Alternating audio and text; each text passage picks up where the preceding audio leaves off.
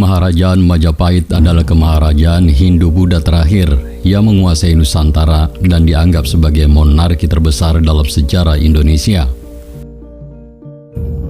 Menurut negara Kertagama, kekuasaannya terbentang dari Jawa, Sumatera, Semenanjung Malaya, Kalimantan, Filipina, Kepulauan Sulu, Manila atau Saludung, Sulawesi, Papua, dan lainnya.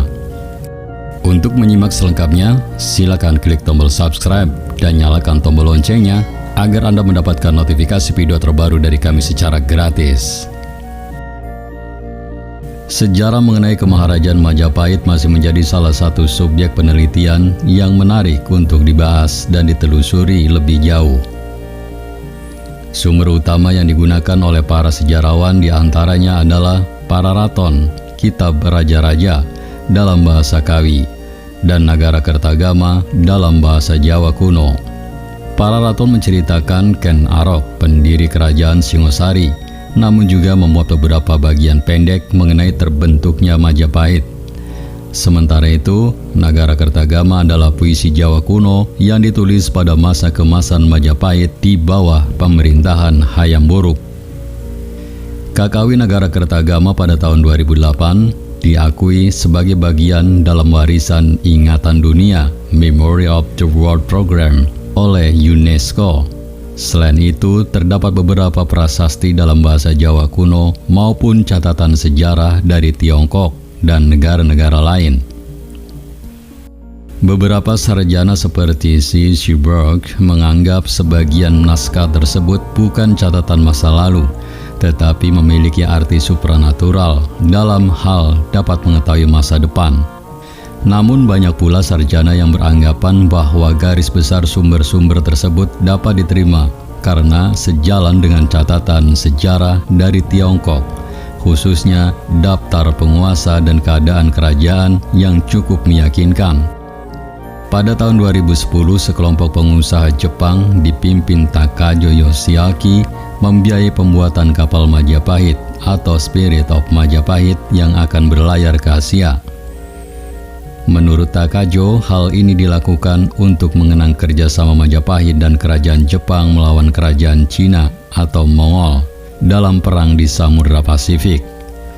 Menurut Guru Besar Arkeologi Asia Tenggara National University of Singapore, John N. Mixix, jangkauan kekuasaan Majapahit meliputi Sumatera dan Singapura, bahkan Thailand, yang dibuktikan dengan pengaruh kebudayaan, corak bangunan candi, patung, dan seni.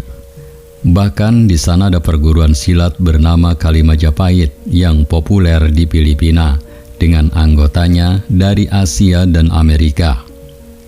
Silat Kali Majapahit ini mengklaim berakar dari Kemaharajaan Majapahit kuno yang disebut menguasai Filipina, Singapura, Malaysia, dan selatan Thailand. Belum berdirinya Majapahit, Singosari telah menjadi kerajaan paling kuat di Jawa. Hal ini menjadi perhatian Kubilai Khan, penguasa dinasti Yuan di Tiongkok. Ia mengirim utusan yang bernama Mengchi ke Singosari yang menuntut upeti. Kertanegara penguasa kerajaan Singosari yang terakhir menolak untuk membayar upeti dan mempermalukan utusan tersebut dengan merusak wajahnya dan memotong telinganya.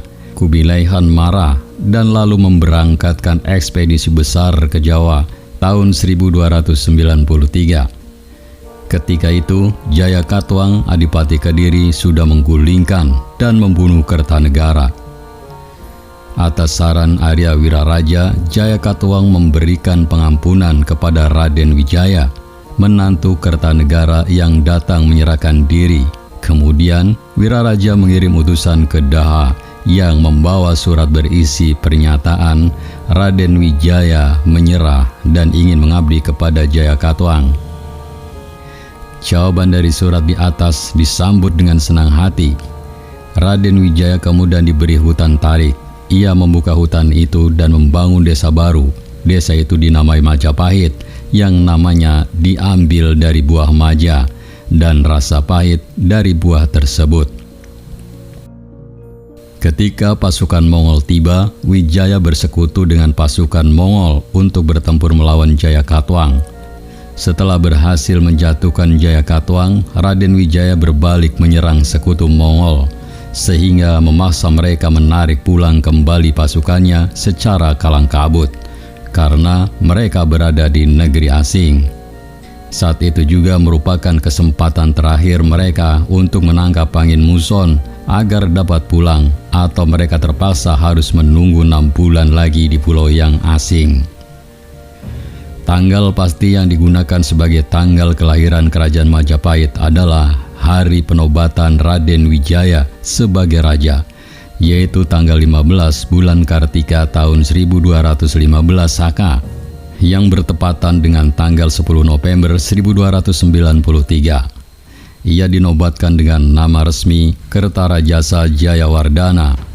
Kerajaan ini menghadapi masalah. Beberapa orang terpercaya Kertarajasa termasuk Ronggolawe, Sora, dan Nambi memberontak melawannya, meskipun pemberontakan tersebut tidak berhasil.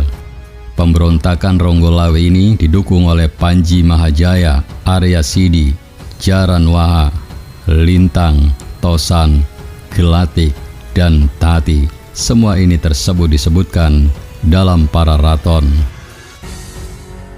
Slamet Mulyana menduga bahwa Mahapati Halayudala yang melakukan konspirasi untuk menjatuhkan semua orang terpercaya raja agar ia dapat mencapai posisi tertinggi dalam pemerintahan.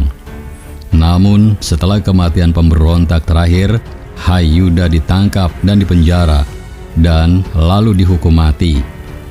Wijaya meninggal dunia pada tahun 1309. Putra dan penerus Wijaya adalah Jayanegara. Para raton menyebutnya Kala Gemet, yang berarti penjahat lemah. Kira-kira pada suatu waktu dalam kurun pemerintahan Jayanegara, seorang pendeta Italia, Odoricodo Pordenone, mengunjungi keraton Majapahit di Jawa. Pada tahun 1328, Jayanegara dibunuh oleh tabibnya, Tanca.